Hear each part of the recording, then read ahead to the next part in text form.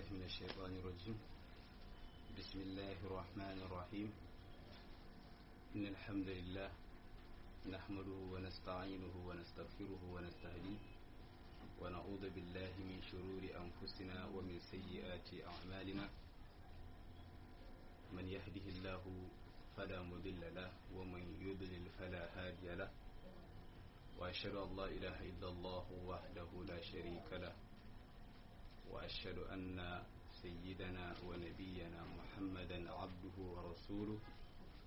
وبعد، فإنما الأعمال بالنيات وإنما لكل امرئ ما نوى، فمن كانت هجرته إلى الله ورسوله فهجرته إلى الله ورسوله، ومن كانت هجرته لدنيا يصيبها أو امرأة يتزوجها فهجرته إلى ما هاجر إليه. السلام عليكم ورحمة الله تعالى وبركاته. yan uwa musulmai waɗanda suke sauraron mu a daidai wannan lokaci, muna yi wa kowa sallama ta musulunci. Assalamu alaikum wa rahmatullahi ta'ala wa barakatuh. Alhamdulillah, bayan godiya ga Allah maɗaukakin sarki da ya sake ba mu wannan ni'ima na wannan zama, wanda muna so insha Allah za mu yi wa'insu bayanai, sako na raddi zuwa ga Musa Yusuf Hasidu Sunna, saboda yadda ya fara wannan ɗaukan hanya na jahilci da kuma na hauka da kuma na zage-zage da kuma cin mutunci da sauransu. To ya kamata lalle wannan bari a tunda ya ɗauki hanya ta zagi da cin mutunci, to insha Allah wala Allah in mu ma mun ɗauki wannan hanyar, sako za ta iya gamsarwa akan wannan abin da muke yi. Alhamdulillah, abu ne wanda ya kasance bai wuce ka ɗauka abu ka ajiye ba. Ashalu minasa ashal fa, babu ya kasance abu wanda ya kasance mafi sauki ga wannan al'amari shi dai karanta abu ka fassara, shine fa ya zama aiki. to wai har ta kuma kowa ya san cewa wannan bawan Allah ba malami bane, ba ma almajiri da ɗalibi na ilimi bane. saboda na ji a cikin wannan bayanansa na jiya ma sai da na cire masa wajen kusakurai na larabci, billahi al'azim ba kariya zan masa ba, billahi al'azim larabci baya fitar da shi daidai, yana kuskure abin nan shikli, wasali daidai ba za a yi ba. yanzu misali ayan alkur'ani ba da na ji ya karanta shi, bai karanta shi daidai a cikin wasalinsa ba, da cewar illa li ajili. ku je ku karanta, ku je ku ji abin da je ya kaddamar. to kuma bayan haka yana so ya ce alhawadis la awwal laha, mas'ala ta hawadis ya ce alhawadis la awwal laha. irin wa'annan matsaloli kanana na ibtida'iyya ma baka iya kiyaye sa, ai sai ya babu abin da zaka yi, babu wani harafi na nasaba ko kuma in ce wani ala wanda zaka iya gayyara wani ma'ana zaka iya canza wannan abin nan wasalin ba tare da wannan ba, sai ka canza wasali a wajen karatunsa. abinda mu yara ƙanana almajirai ma muna kiyaye sa saboda wannan ilimin, amma kai kana ce alhawadisa la awwal, alhawadisa kuma kana ce li'ajilin. kuma mafi muni inda ya kawo magana da cewar haza kauli, sai yace jamhuri a immatin salaf au a immati min salaf, yace haza kauli jamhuri. kuje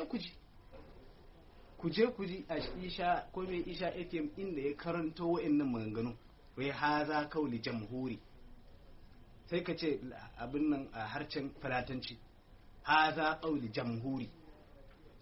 wallahi kurakuransa nake fitowa har na tausaya da na cewa wannan kurakuran anya wannan malamin, anya wannan mutumin yana sanye da yake maganganu, yana sanye da yake karanta wayannan maganganu. Kai kwata-kwata ba yanzu fi sabilillahi a kawai fa shar'i ɗaya ne fa ka karanta abu ka fassara. In ka ce ba zan iya karantawa ba zan karanta ba zan fassara ba, ka zauna mana me kuma na sauran maganganu, na sauran yawan maganganu. An ce shar'i ɗaya fa aka baka, kuma shi wannan ma ba shar'i bane a da hakika, amsa ce aka baka, amsa akan cewar shin zan ga abu a cikin misali zan ga istihara yaƙi na Boko Haram da sauransu ko ba zan ji da sauransu ba. Hakika mun ji cewar an ji ba a ji, na manta ban sahiya fi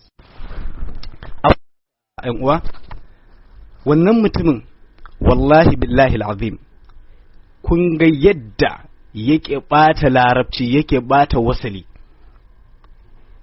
Kawai abu ɗaya nake so na shiryar da ku shine karatunsa jiya da yayi na Isha FM. Wani ya tura min yau yanzu haka na saurara wannan karatun, kusan kusakurai wanda ni kadai ni almajiri nan ma na fitar da shi kusan kusakurai kusan 10.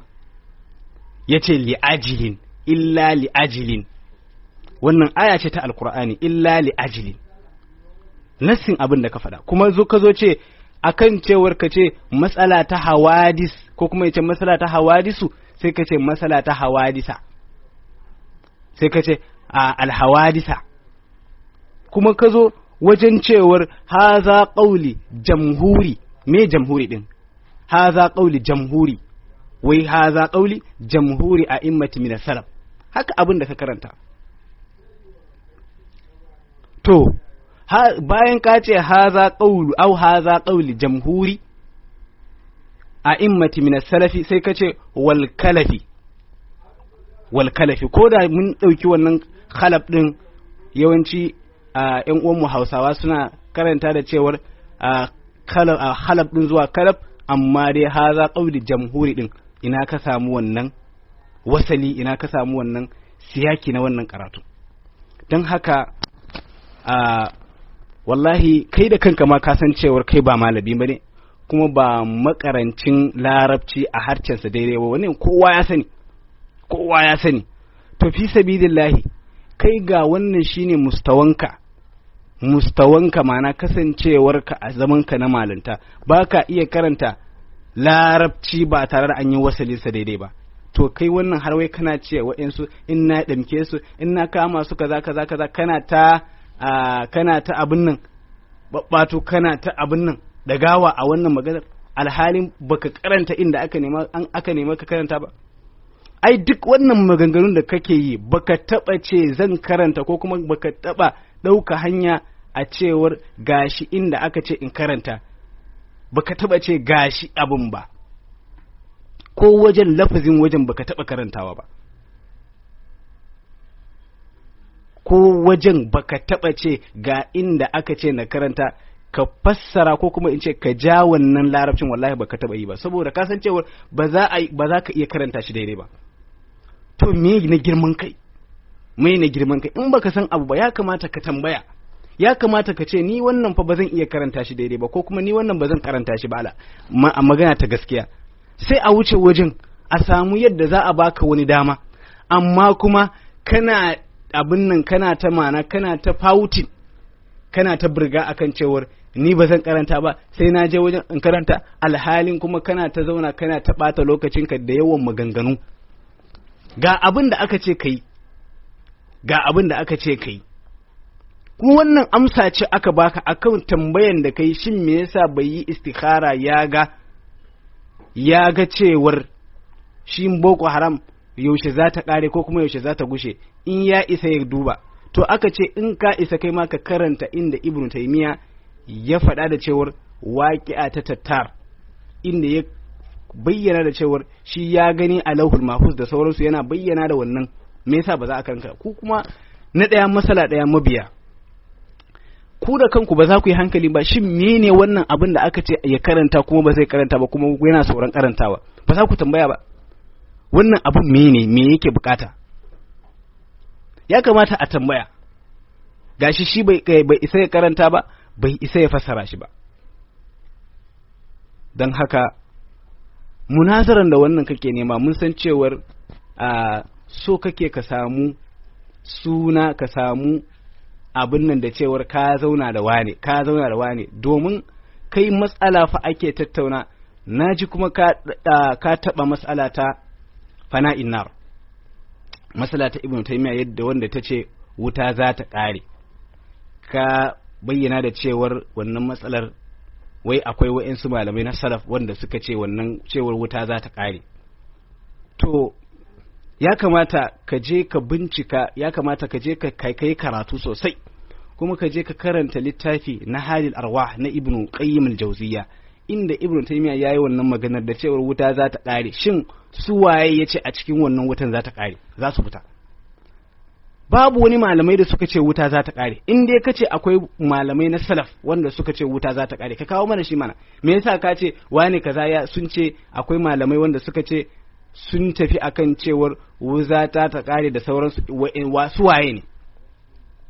Su waye a cikin malaman salaf? Dole ka kawo mana shi. Domin Ibn Taymiyyah fa yace shi yana nufin fa mutanen cikin wutan fa jinsa ahli nar fa yace alladhina hum ahluha fa yace, ma'ana mutane na cikin wutan wanda su kasance su ne ahali na wannan wutan, su Iblis, su Fir'auna, su Hamana, su Qaruna, su ne fa wanda za su fita a cikin wutan. Wannan istisna da cewar illa ma sha rabbuka au illa ma sha Allah, an yi wannan istisna'i fa da cewar da ahlul tauhid fa, ma'ana wanda sun yi imani da tauhidi na Allah, wannan istisna'i fa da su ake yi da cewar Allah zai fitar da su in ya so a cikin rahamansa bayan ya azabtar da su. Ba a taɓa ce babu wani malami wanda suka tafi akan cewar wutan nan fa za ta ƙare kuma waɗanda za su fita a cikin wutan nan da cewar kafirai ba. Amma Ibn Taymiyyah shi ya dage da cewar wanda za su fita a cikin wannan wutan su ne fa kafirai wanda suka kasance su ne jinsa ahlin nar, ma'ana su ne jinsi na wannan wutan, su ne jinsi na wannan wutan. Amma kai da ka zo ka ce wannan matsala ta cewar fana'in nar da sauransu, akwai malamai wanda akwai malamai na magabata, malamai na salaf, su ma sun tafi akan cewar wutan nan za ta kare. Wasu malamai ne, wani malamai ne? Kana ce kana kawo mana maganganu wanda na cikin malamanku na wahabiyawa wanda suka kafa hujja. Ai duk matsala ta wannan matsala ta fana'in nar baka kai wayanda malamai da suka yi bayani akan cewar Ibn Taymiyyah shi ya tafi wannan matsalar ba. Domin akwai malamai tafsiri da dama a wajen cewar illa ma sha Allah wanda suka tafi da cewar wannan fa istisna'i fa yana yi dai ga mutane wanda sun yi tauhidi, wanda sun yi wahada da tauhidi na Allah, su ne wanda Allah zai fitar da su a cikin wannan azabar.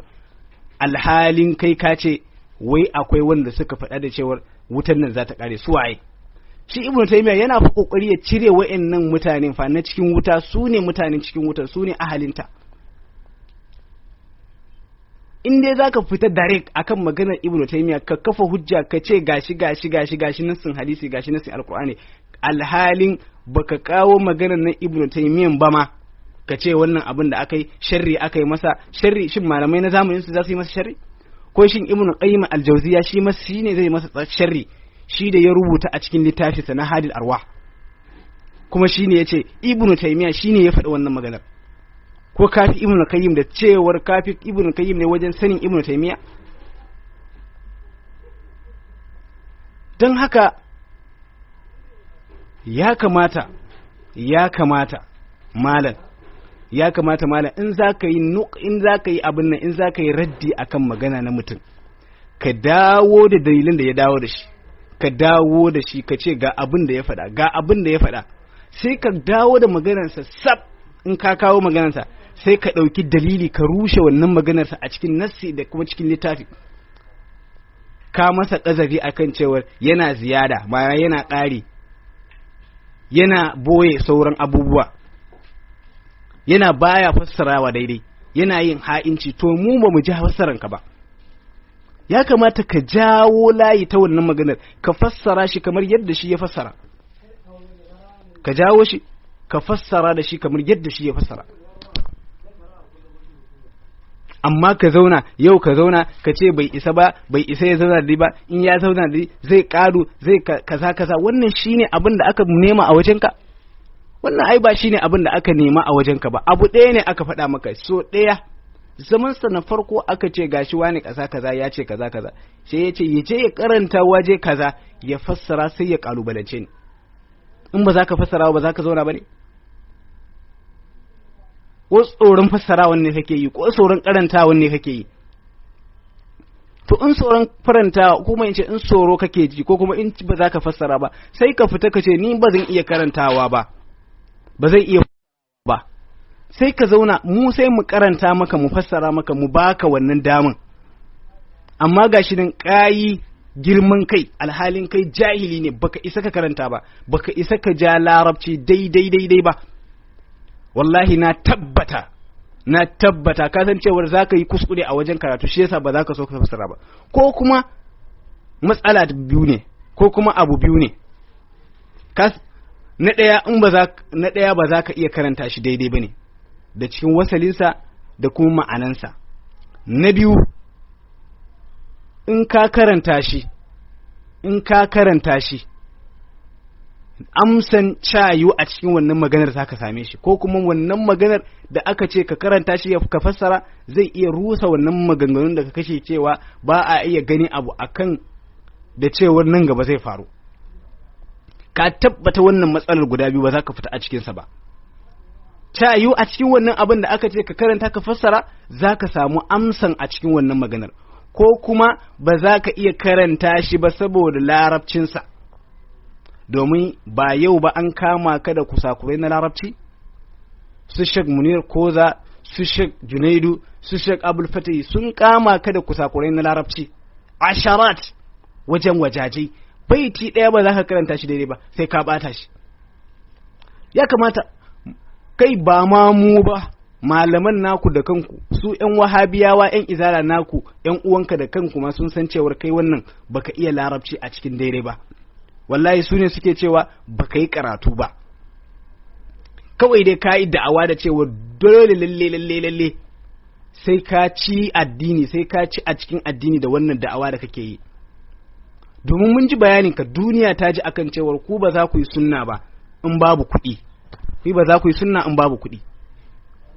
To wannan sunnar naku sunna ce ta business, domin in ba ta business ba, me caca ku ce akan cewar ka karanta abu shine sharɗin ka zauna ka yi muƙabala, sai ka zauna ka ce kai kaza kai kaza, me yi dogon wannan maganar?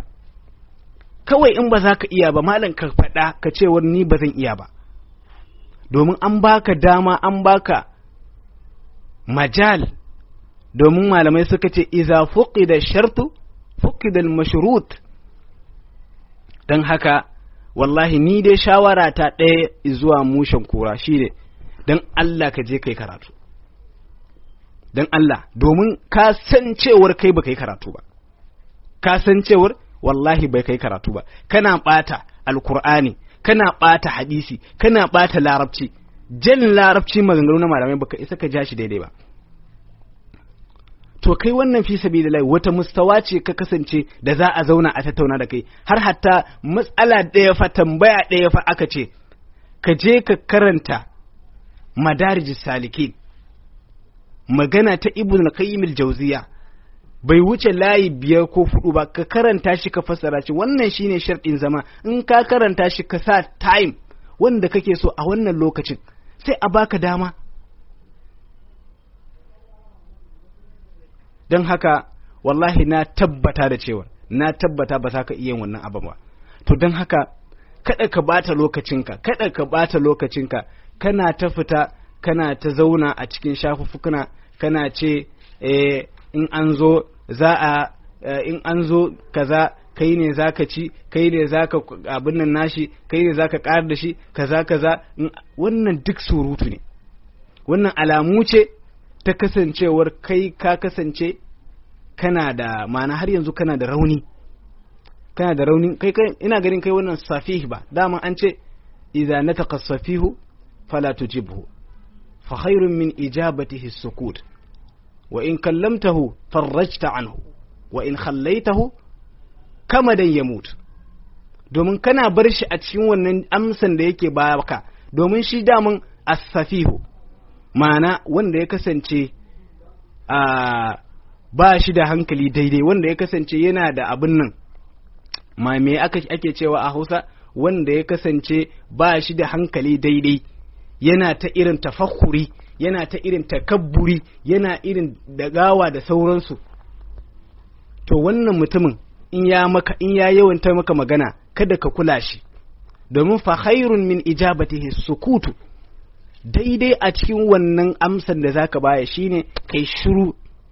Domin in ya kasance wa in kallamtahu, in kana masa magana farrajta an, yana ta shi ma yana ta tayar da zuciya, yana ta haukansa, amma ya kasance wa in khallaitahu, in ka bar shi a cikin wannan haukan nasa, kamadan ya mutu, zai mutu a cikin gaizansa, ma'ana zai mutu a cikin bakin cikinsa. To shi Maulana ya baka fa wani ilimi ne fa, yanzu haka yana ta tarbiyantar da kai fa, tarbiya ne fa ake koya maka da cewar ka je kai karatu, ka je ka karanta wannan ka biya wa wannan wajen, ka karanta shi daidai, ka fassara shi. Bayan haka in ka fassara shi sai ka biyo ta magana na, bayan ka fassara ka ɗauke wannan hadisi ka yi ta halili sai ka neme ni.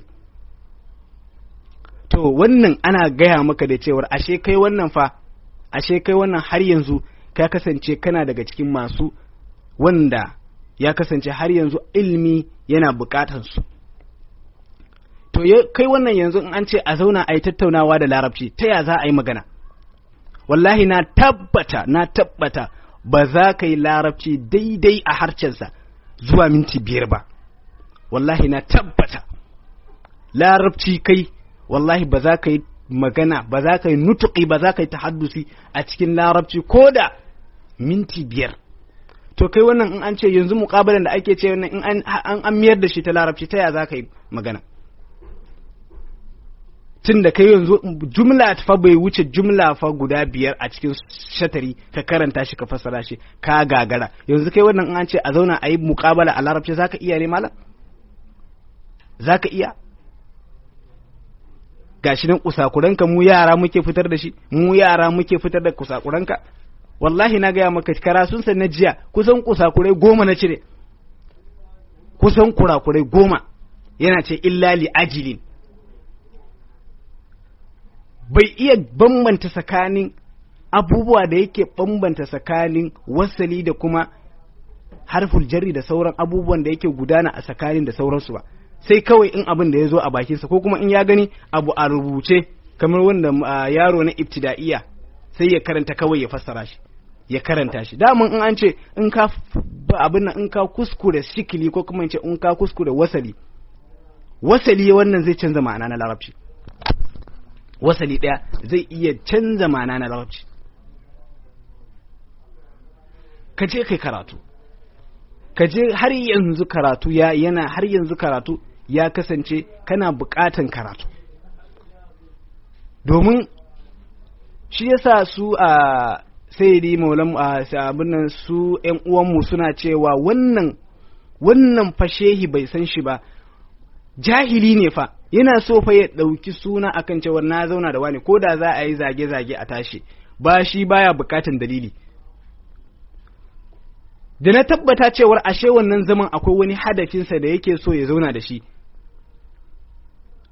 da na tabbata ba na Allah ba zama ce wanda yake so da zama na Allah ba, sai yana zauna a cikin duk zamansa yana ta zagi, yana ta cin mutunci, ya bude layin kira, ‘yan uwansa suna ta kira, suna ta cin mutunci da zage-zage, alhalin wanda shi ya bashi wannan damun yana kwance, yana aikinsa, yana ibadarsa, amma shi gashi ya hau mimbari a kullum sai ya zauna ya ɓata lokacinsa. Ni na ɗauka cewar wannan raddin da yace zai yi na jiya, wallahi na ɗauka cewar raddi ce ta ilimi, na ɗauka zai ɗauki wani masala ce zai tattauna shi, sai mu bashi amsa akan wannan masala. Ashe wannan zaman da yayi zama ce ta abin nan, ta hira, zama ce ta na jahilci, zama ce kawai wannan zamar yayi wannan zamar ne don yayi hira da da sauran mutanensa ‘yan wahabiyya, suna ta juna tsakaninsu. Na tabbata da cewar Maulana ya rike muku wuya a wahabiyancinku, shi yasa wani mutum ya ce wallahi ba za a taɓa san shi ba, domin ya kasance shi ne musabbabi na hadafinsu, na huduminsu, ma'ana wajen rusuwansu. Maulana Dr. Ali, Maulana Hujjatul Islam, shine sababin rusa wa'annan mutane, shi yasa ba za a so shi ba. Domin shi dan izala in baka kasance kai kana cikin wannan akidarsa ta wahabiya ba, wallahi ko kai dan annabi ne ba zai bukace ka ba. Ka bar kai malami ne, ka bar dan dariƙa, ka bar kai dan wani akida, wallahi kowane irin akida kake ciki, kowane irin matsayi kake da shi, in kai ba dan izala ko dan wahabiya ko kai ba dan taimawiya ba, baya bukatan ka. Domin su akidar su kawai suka sani. Mutumin da yana zauna yana ƙaryata Imamu Malik, Imamu Shafi'i, wa'annan manya-manyan malamai, ya gaskanta Ibn Taymiyyah. Yanzu matsala ta hawadis la awwal laha, aqidar ta fa, wannan aqidar fa suke cewa wai wannan aqidar musulunci ne, wannan aqidar ba a fahimce su ba, ana so a gyara wannan kuma ba tare da sun kawo dalilan ba. Yanzu baka kai matsayi a ilimi kamar su irin Badruddin Az-Zarkashi da kuma Ibn Hajar Al-Asqalani, wanda su ne sun yi tattauna da wannan matsalar, su sun yi rubutu akan wannan matsalar, sun yi wa Ibn Taymiyyah raddi a cikin wannan hadisin da cewar wa hiya min mustashna al-masail al-mansubati li Ibn Taymiyyah. Babu wata matsaloli wanda ya jinginu ga Ibn Taymiyyah matsala mafi munana kamar yadda wa'annan matsaloli na cewar akwai wa'insu halittu ba su da farko. Kuma da na ji sawai yana so ya hada wannan matsalar a cikin matsala ta jawahil ma'ani da sauransu. Ƙaryanka in akwai inda Shehu Tijjani ya faɗa, me yasa ba za ku karanta wannan wajen ba? Ku karanta inda Shehu Tijjani ya ce hawadis la awwal laha a cikin jawahil ma'ani. Dan Allah ku karanta shi. Inda Shehu Tijjani ya ce hawadis la awwal laha, amma gashi Ibn Taymiyyah ya faɗe sa a cikin littafinsa na Sharh Hadisi Imran. Dan haka duniya fa ta gane ku. Duniya ta gane ku, yadda halinku, yadda ya kasance a rashin ƙarfinku da kuma rashin dalilinku da kuma abin da kuke yi. Don haka idan za ka faɗi abu, ya kamata ka faɗe sa a cikin dalili, ka faɗe sa a rubuce, ka faɗe sa a cikin a karance, ka faɗe sa a cikin fassara. Don haka ‘yan uwa, insha Allahu, mu dai yanzu ni ne nake kalubalantarsa kamar mai munazara wanda na jiya Isha ko wanda shine yake tambayarsa da yanzu in ya kasance almajirinsa shine ya fita zai wakilce ka ko kuma ce zai wakilce shi a wajen zama, yaya ne da sauransu, ya ce a bai taso almajiri ba, to ya insha Allah zai taso wannan matsalar, saboda ni ne nan zan fara maka raddi, duk karatunka wallahi zan biya sa, kuma na gaya wa ‘yan uwa su nema mun karatuttukanka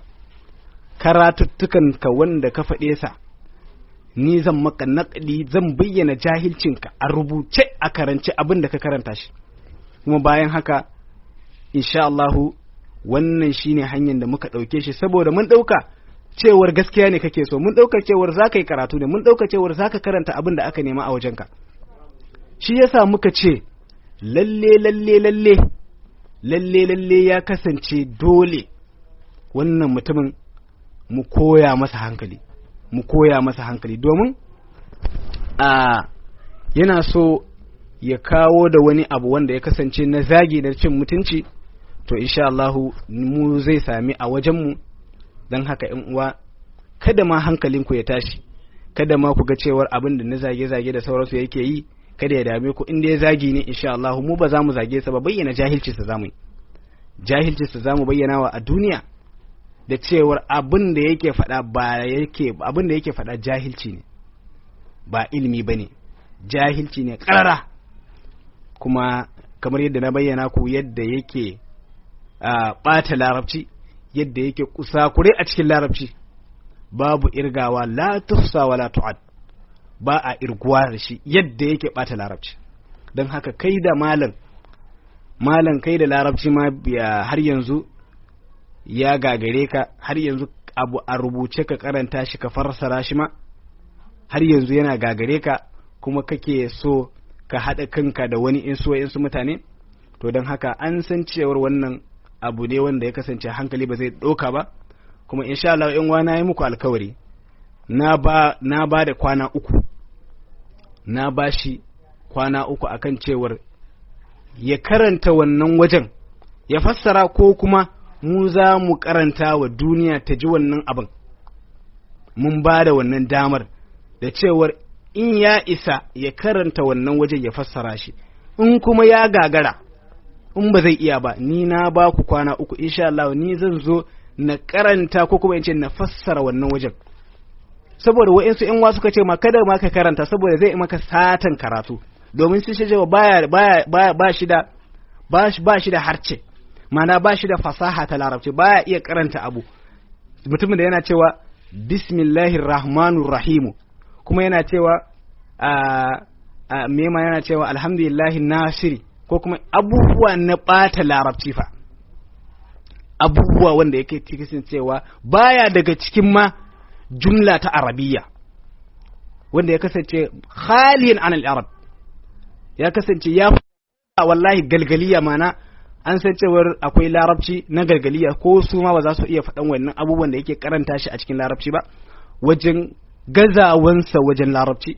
To don haka a biyo mu ƴan uwa, za a ji bayanai, kuma insha Allahu mu za mu yi masa raddi, za mu bayyana wa jahilcinsa, saboda na gaya muku, na yi muku alkawari akan cewa jiya in ya kuskure ya fita ya ci mutuncin wani, ko kuma in ce ya zagi wani, to mu ma za mu fita mu yi masa wannan raddi, insha Allah zai fahimci abin da ya kasance wannan munazara, ko kuma in ce wannan abin da ya faɗa. Don haka ƴan uwa, wannan abin da ake yi ana yi da a samu mafita a cikin wannan al'amarin, domin shi ma da kansa ma ya tabbatar da cewar wa'annan malamanmu ba sa'anninsa ba sa'anninsa wajen zama ba sa'anninsa wajen karatu ba sa'anninsa wajen shekaru da sauransu ba, ilmi ba shi da shi, kuma ya kasance faqidu shay'i ne, ko kuma ba shi da kusa a cikin ilmi, domin ya kasance ba shi da takobi wanda zai ce ni almajiri ko kuma in ce ni malami. To mutumin da wannan shine mustawansa, kuma ya ce mana wani abu wanda ya kasance a cikin ilimi, to kuma an san cewar wannan matsala hankali ba zai dauka ba. Don haka kuma na ga ko insha Allahu anan za mu yi talhisi, za mu tashi, saboda akwai karatunmu insha Allahu za mu yi a cikin mu'assasatul anwar. Insha Allahu muna da bayani akan bayanan da za mu yi a cikin matsala ta hawadis, wanda a duk sati muke yin sa. Insha Allahu za mu ci gaba da wannan bayanin akan wannan shafin bayani na hawadis. Insha Allahu za mu yi bayanin sa. Kuma matsala ta fana'un nar, wannan matsalar ya kasance matsala ce ta ilmi, wanda malamai da kansu wannan istisna da aka yi, mana istisna na wannan cewar wutan nan za ta ƙare, wannan wutan nan za ta ƙare, wuta ce wanda za ta ƙare, babu wani malami na musulunci ya faɗa. In dai akwai, muna buƙatan a wajen mushen kura wani malami ɗaya na salaf wanda aka irga shi a cikin malami wanda ya ce wanda za su fita a cikin wannan wutan fa kafirai ne, domin shi ibnu taymiya yayi ikrari da cewar wannan mutanen fa da za su fito a cikin wannan wutan su ne suka kasance jinsa ahlin nar alladhina hum ahluha, fa yace su ne wanda suka kasance masu wannan wutan, wanda su ne fir'auna da kuma sauransu, wanda su ne ahalin na wannan wutan. Don haka su ne wanda za su fita a cikin wannan wutan. Ya kamata lalle ya kawo mana salaf ɗinsa. Insha Allahu anan za mu tsaya. Don haka ina so wannan sakon ya isar masa, in dai ba zai iya karanta wannan wajen ba, in dai ba zai iya karanta shi ba, ya kamata ya ja mana bakinsa, domin sai an san cewar abu a rubuce ba zai iya karanta shi ba, to wannan mutumin ba za a kula shi ba. Malamai dai manyan malamanmu ba za su kula shi ba, saboda mutum ne baya iya karanta abu, baya iya jan abu a bakinsa ya karanta shi daidai ya fassara shi. To mu yanzu in dai har ya karanta shi daidai, in dai ya karanta shi daidai bai tare da ya bata wasali kuma ya yi fassara daidai, to insha Allah za a zauna da shi domin a gaya masa wannan abin da aka bukata. In dai bai karanta shi daidai ba, in dai bai fassara shi ba, to an san cewa wannan ba malami bane, wannan babban jahili ne, wanda ko a katsansa mana ko a garinsa sun tabbatar da cewar bai yi karatu ba, wallahi ko a kasansa sun tabbatar da cewar wallahi bai yi karatu ba. Wa malamansa suna so ne suke gaya mana wannan mutumin fa wallahi ba malami bane, kada a bata lokacin, kada su bata lokacin, kada ku lura da su. Saboda haka to mu dai mun ce ko da ba addini suke bukata ba, in dai hanya ce suka ɗauki na cewar za su ci mutuncin malamanmu, to mu a shirye yake za mu koyar musu da hankali a cikin ilimi, za mu bayyana musu da cewar abin da suka ɗauki hanya ba hanya ce na tsira ba, kuma insha Allah yan uwa a biyo mu za a samu bayani cikakke a wannan matsala insha Allah. Ina so wannan sakon ya iso masa, kuma na shirya damara wajen yi masa raddi, duk raddin da ya yi masa, duk raddi ko kuma duk cin mutuncin da ya yi wa maulanmu, kuma insha Allah mu za mu biya musu baya, insha Allah za mu bi bayan su, za mu ji diddiken su, duk abin da suka faɗa sai mun fito mun bayyana musu da cewar su ne jahilai, su ne ba su yi karatu ba. Insha Allah wannan shine abin da nake so na bayyana ku, kuma ba shi ba wannan tahaddin da nake yi, duk ƴan izala, duk ƴan uwansu da kuma yana takama yana da almajirai da sauransu, su ma su saurara su jije cewar wallahi taba malaman mu fa hasari ne, taba malaman mu zagi, wallahi taba malaman mu hasari ne a wajen ku. Dan haka matsala ɗaya in kun taba su wallahi a daren sai mun fitar da matsala 10, sai mun kada muku hankali, sai mun bayyana da cewar duniyan ilimi ku jahilai ne murakkabai, ba addini kuke bukata ba, rusa addini kuke, kuma ko ba ku da alaka da salaf, ba ku da alaka da ahlus sunna. Wannan da'awa da kuke yi da'awa ce ta ƙarya, ta banza, da'awa ce ta ƙarya. Kuma wanda suke kiran mu ta bayan fage su ma su san cewar ba su isa dai su ce su bayyana duniya da cewar abin da muke faɗa ƙarya ko kuma abin da muke faɗa ba gai haka ba, kuma ba su isa su kalubalance mu ba. In dai har yanzu suna kan bakansu, to mu tafi a wannan hanyar insha Allah za su ji bayanai, kuma insha Allah ba zan daga wa dan izalan da bai daga wa malaman mu ba, wallahi ba zan daga musu hanya ko kuma in ce ba zan daga musu kafa ko da sakan daya ba, wallahi ko da sakan daya ba zan daga muku kafa ba. In dai wannan hanyar da kuka dauka, to mu tafi insha Allah, sai mun koyar muku da hankali, sai mun bayyana duniyan ilimi wannan aqidar ku da kuma wannan da'awa da kuke yi da'awa ce ta banza, da'awa ce ta ƙarya, ku kasance du'atun ala abwabi jahannam, kuna kiran mutane da kofin aljanna a wuta. To wutan da kuke kira mutane, to sai mun tsiratar da al'umma ma'aiki, sai mun gaya musu da cewa ku wannan ba ahli ne a Allah ba ku ne ahli sunna da ake ce ba, ku kun kasance wanda ma'aiki ya ce musu, wanda yake cewa alladhina yastannuna bi sunnati, alladhina yastannuna bi ghairi sunnati, wanda suke yin istisna, wanda suke dogara da cewar su suna kan sunna ta ce, amma ba tare da haka ba. Wa yahtaduna bi ghairi hadi, kuma suna cewa su ne masu shirya amma ba tare da shiryata ba. Ta'rifu minhum wa tunkir. In kun san wa'annan mutane ya kamata ku bayyana wa duniya da cewar wa'annan mutanen fa ba mutane na Allah bane. Domin al-ma'aiki ya bamu umarni da cewar in mun ga abu, umarni uku ne aka bayar. Man ra'a minkum munkaran falyughayyirhu bi yadihi, man ra'a minkum munkaran falyughayyirhu bi yadihi, wa illam yastati' fa bi lisani, wa illam yastati' fa bi qalbi, wa zalika adhafu al-iman. Abu ukun nan da hannu in zaka hana wannan abun, abin nan in ya maka sanani ko kuma in ce in ba za ka iya da hannu ba, fa bi lisani, da harshenka ka ce wa duniya gafa wa'annan mutane, gafa wa'annan ba mutanen Allah bane. In wannan mata gagara a cikin zuciyanka ka ce wa'annan mutanen, domin ma'aiki ya ce ka guje wa'annan mutanen. In ya kasance babu wani malami na musulunci wanda za ka bi a cikin wannan ƙasan, ko da za ka je ka zauna a kan itace kai kaɗai, mutuwa ta iso maka. Domin tun da fitowar wahabiyawa, tun da bayyanawar wahabiyawa, an fara raina ma'aiki sallallahu alaihi wasallam, raina ma'aiki. Suna ce ba shi da albarka, suna ce ba a yin tawassuli da shi, suna ce ba a je ziyara, ba a ɗauka ɗamara wajen ziyara da shi, kuma suna ce su ahalinsa suna cikin wuta, iyayensa suna cikin wuta da sauransu. Kuma wayannan mutanen suna zagin waliyan Allah, suna zagin sufaye, suna zagin magabata, su ce su shir'a in bid'a da sauransu. To wayannan mutanen shin mutane na Allah? Ka zage ubanka kuma kai kasira? Kuna zagin sahabban ma'aiki? Kuna sagin sahabban ma'aiki? A bar ku tsira?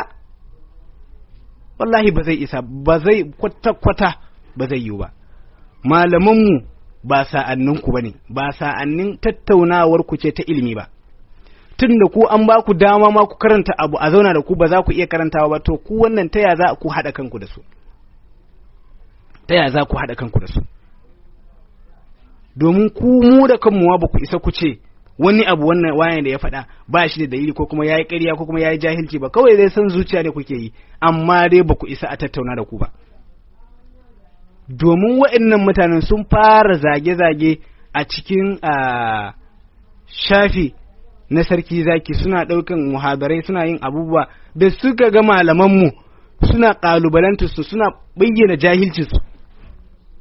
Misali wannan bawan Allah Musa da ya fara wannan halkokinsa na cewar Shehu Ibrahim ya faɗa a cikin baitocin kaza, ya ba wa kansa matsayi kaza, ya faɗi abu kaza, da suka ga malamanmu suna bibiyansu, suna bayyana jahilcinsu, suna bayyana kusakuransu, suka bar wannan shafi ma, sun gudu, har yau ba a gansu suna yin karatu ba.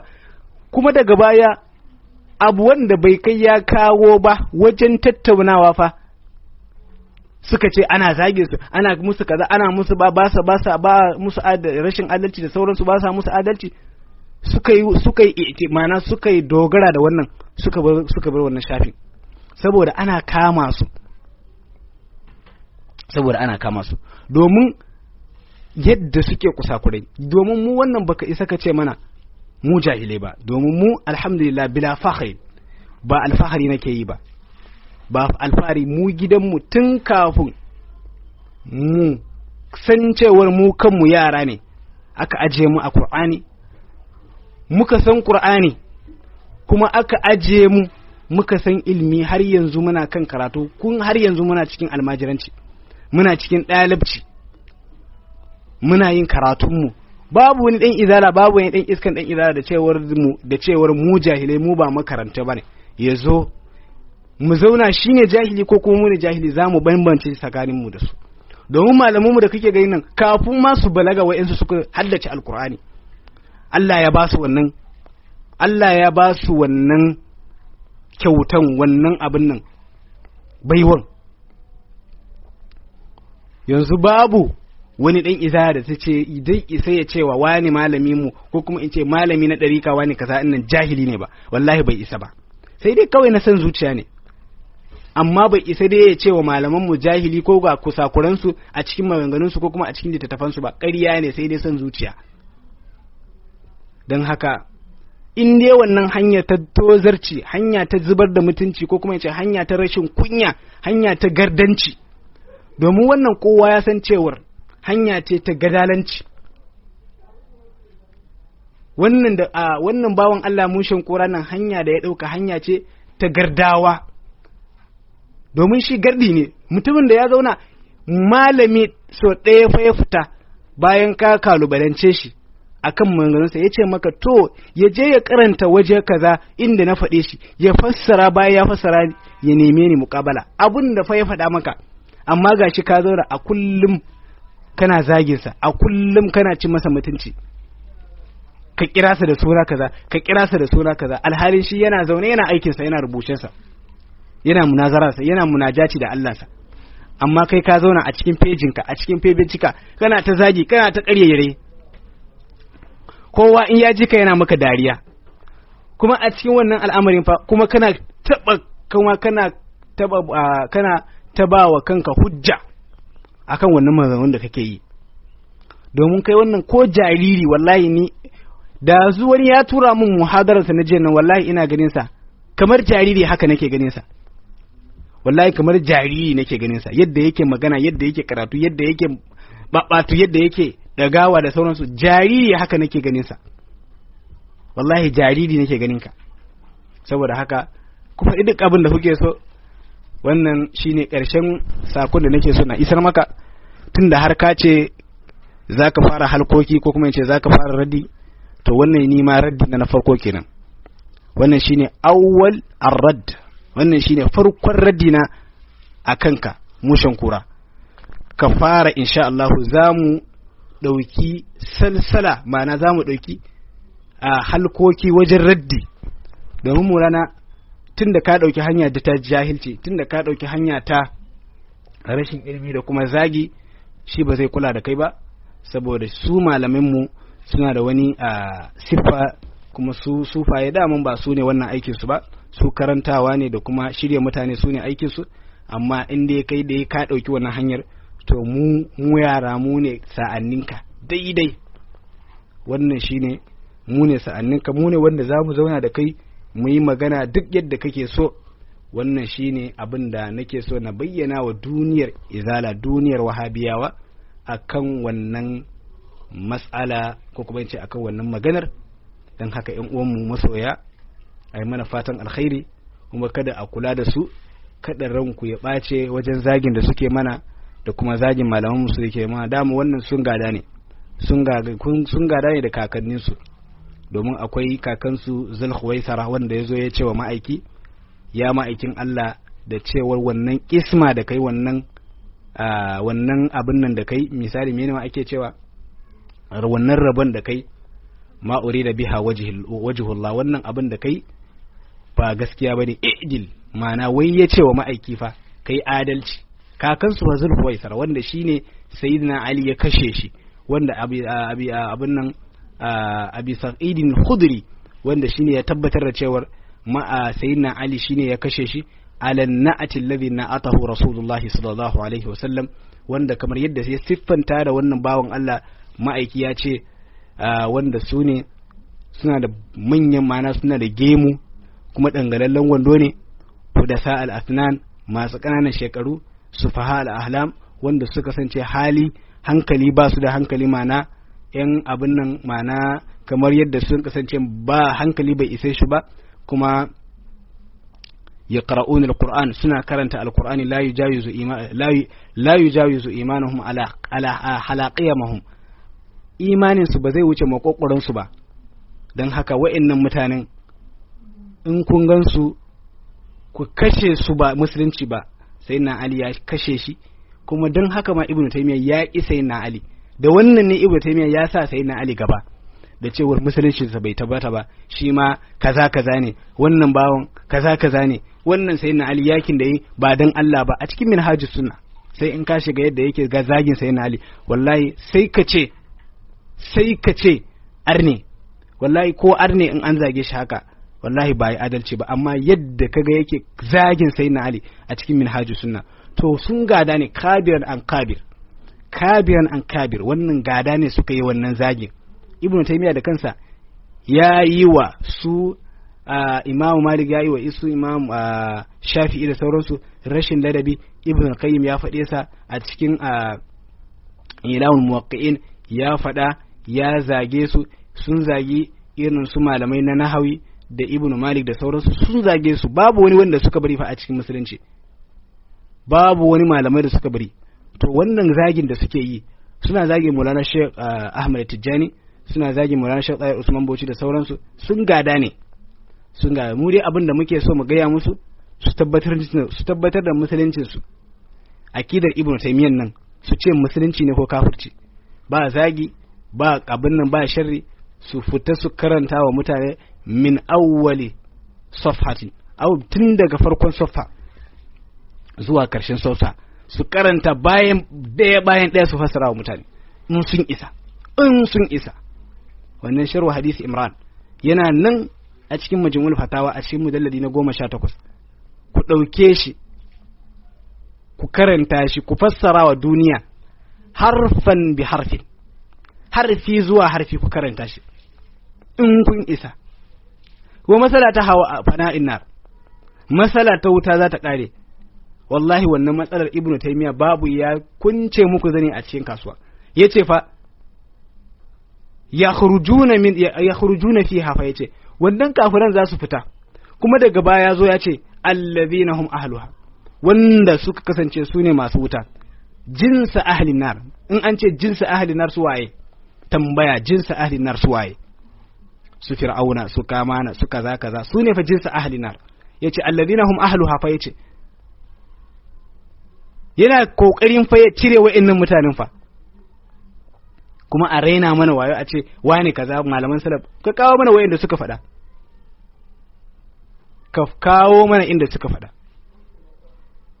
don haka wannan shi ne sakona wanda nake so na isar wa duniyar musulunci don haka mu dai ranmu a kwance za mu zauna mu yi kwanciyarmu za mu yi baccinmu za mu yi karatunmu za mu yi kasance a cikin karatu babu wai dan duniyar dan izala wai dan duniya na cikin izala ya fito ya zo ya raina wa malamanmu wayo mu bar shi ya sha iska ba wallahi inda raddi ne to bismillah falillahi alhamdu bismillah aje zuwa don haka daman na san cewar wannan mukabalar ba dan Allah ake so a tattauna ba shi yasa ya fita wannan hanyar ta zagi da ban mun san cewar ba kwa son mu ba san mu ma ba kwa son malaman mu yadda suke bayyana wa duniya wannan akidar ku da kuma wannan halin ku da kuma wannan muyagun wannan akidan ku da sauransu suke bayyana wa duniya da sauransu to dan haka ne ma yasa ba kwa son su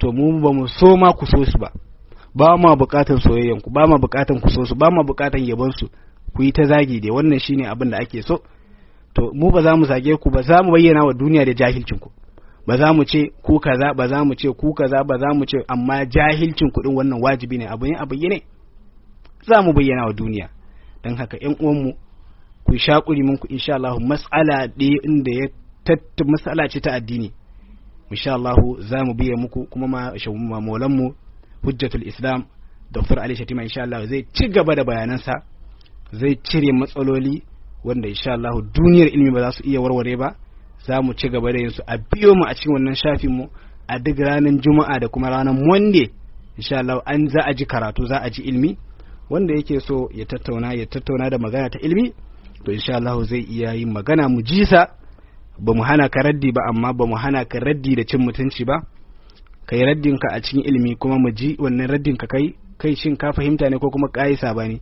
in ka yi sabani kuma za mu fito mu ce maka wannan abin da ka fahimta ba gashi kuma za mu faɗaɗa maka za mu maka taubihi in kuma na zagi ne mun san usulubin da za mu biya maka muna da wata usulubi wanda insha Allah za mu bi maka shi yasa addinin addini na Allah addini na manzon Allah sallallahu alaihi wasallam wanda Allah ya zo masa da shi ba addini na san zuciya ba addini na kungiyanci ba addini in ba nawa ba babu na wani wannan shine abin da nake so na yi wannan tawbihi a cikin wannan bayanan da yayi insha Allah yan uwa za mu yi karatu a cikin shafi na mu'assasatul anwar insha Allah anjima akan wannan akidar mu muke bayyanawa a duk sati insha Allah kuma za a sake samun wani wayansu bayanai a cikin wannan al'amari a biyo mu anan zai tsaya alhamdulillah wa akhiru da'wana alhamdulillahi rabbil alamin wa sallallahu wa sallama ala sayyidina muhammadin صلى الله عليه وعلى آله وأصحابه